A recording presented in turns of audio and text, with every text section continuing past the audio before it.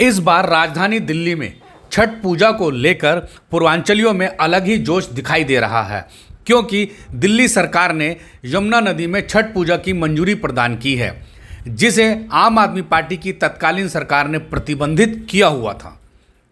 5 वर्षों के लंबे इंतजार के बाद यमुना नदी में छठ पूजा को लेकर पूर्वांचल के लोग काफ़ी उत्साहित और जोश में हैं। वहीं दिल्ली सरकार ने पल्ला से लेकर कालिंदी कुंज तक यमुना नदी के दोनों किनारों पर छठ व्रतियों के लिए कई घाटों का निर्माण किया है और प्रशासनिक स्तर पर अनेकों व्यवस्थाएं भी उपलब्ध करवाई हैं। यमुना नदी में छठ पूजा को लेकर भव्य भारत टाइम ने यमुना स्वच्छता अभियान ट्रस्ट के अध्यक्ष दीपक गुप्ता से बात की। दीपक गुप्ता जी, भाजपा की दिल्ली सरकार ने यमुना नदी में छठ पूजा को मंजूरी प्रदान की है, यह कितना सही है?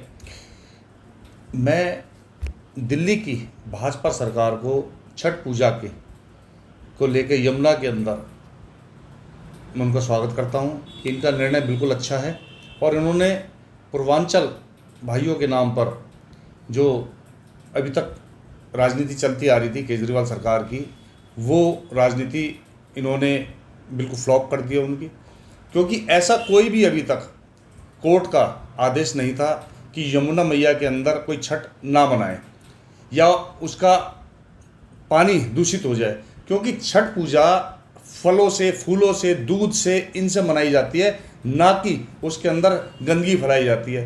तो यमुना का जल आज भी निर्मल है, पहले भी निर्मल था।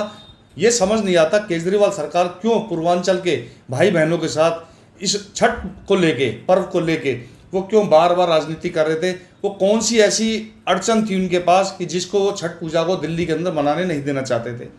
तो मैं स्वागत करता हूँ रेखा सरकार का कि दिल्ली के अंदर उनका निर्णय बिल्कुल सराहनीय है और हमारे जो पूर्वांचल के भाई बहन हैं, जितने भी परिवार यहाँ रहते हैं, वो सारे आज दिल्ली सरकार का, रेखा गुप्ता जी का बहुत ही सराहनीय कदम का स्वागत करते हैं और आज उनके चेहरे खिले हुए हैं कि उनका जो पर्व है, छठ पर्व, जो छठ मैया का पर्व है, वो आज यमुना के अंदर मन रहा है। तो हंसी खुशी वो इस पर्व को ले रहे हैं और भारतीय जनता पार्टी और रेखा गुप्ता जी का स्वागत करते हैं। दीपक गुप्ता जी, मुख्यमंत्री रेखा गुप्ता बार बार दावा कर रही है कि वह यमुना नदी को स्वच्छ कर रहे हैं और उसका काफी असर भी हुआ है, लेकिन आम आदमी पार्टी बार बार सवाल उठा रही है। देखिए, आम आदमी पार्टी का तो हमेशा सवाल उठाने का जिम्मा ही रहा है और वो उठाते रहे हैं। 11 वर्षों में उन्होंने करा क्या है यमुना को लेके?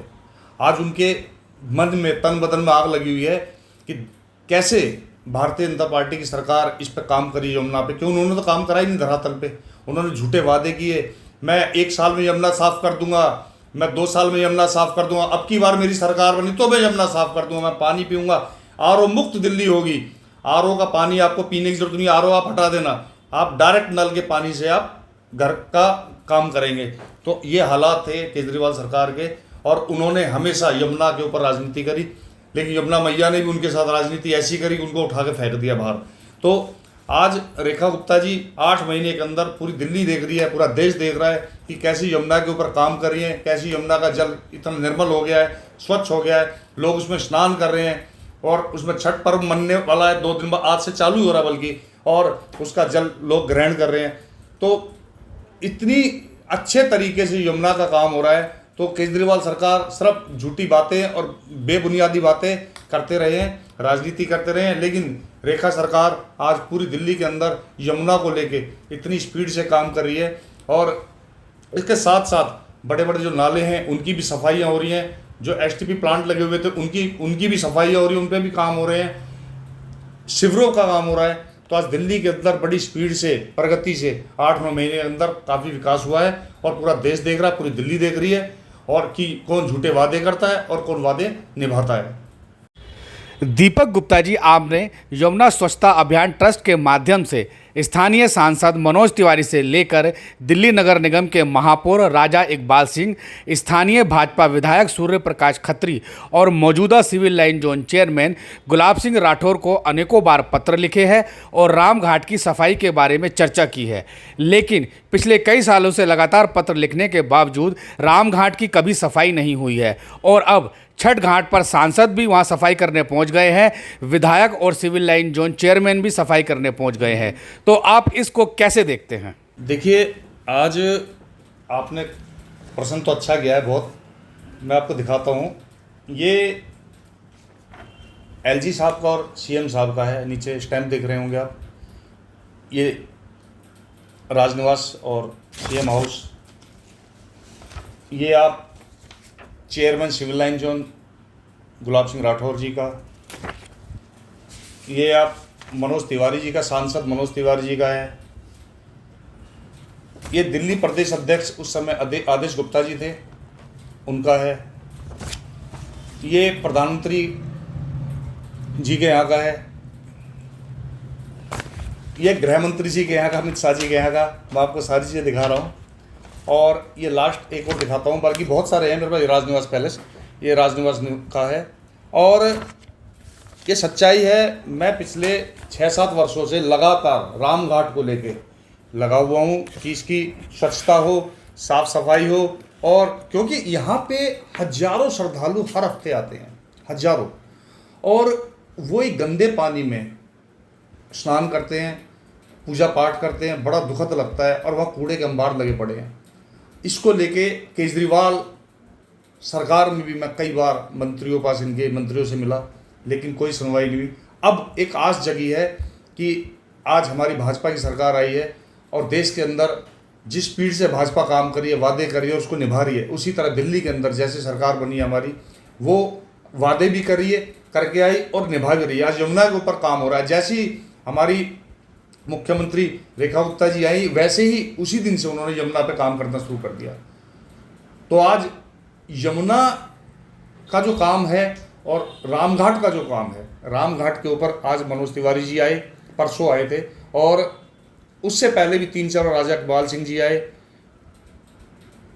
डीएम साहब को बुलाया, एसडीएम साहब को, मैंने काफ़ी जनों को यहाँ बुलाया रामघाट पे। लेकिन उस समय भी ये नहीं समझ में आता है कि केजरीवाल सरकार थी तो इसलिए काम नहीं हो पाए।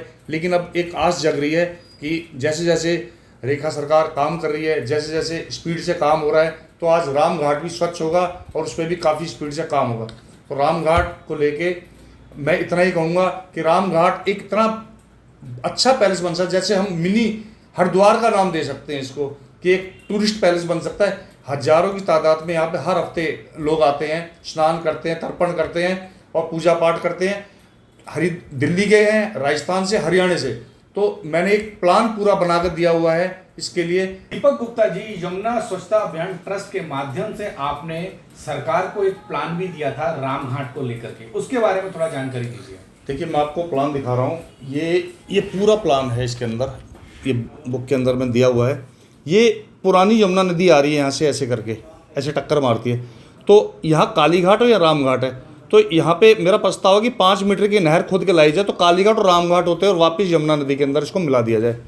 और जब हम वजीराबाद से जगतपुर गांव की तरफ चलते हैं, तो यहाँ पर ये जल बोर्ड की जगह है इसके साथ साथ, और यहाँ ये जगह पूरी खाली है। ये झील की एक जगह है, ये जो झील में कन्वर्ट है इस समय, या कूड़ा करकट लोग घेरते रहते हैं, तो हम इसको एक झील का निर्माण भी कर सकते हैं। और जब चलता हुआ पानी आएगा, जल आएगा निर्मल, तो यहाँ से एक छोटी सी नदी खोद के, नहर खोद के यहाँ तक इससे मिला दिया जाए, तो ये टूरिस्ट पैलेस में हो जाएगा।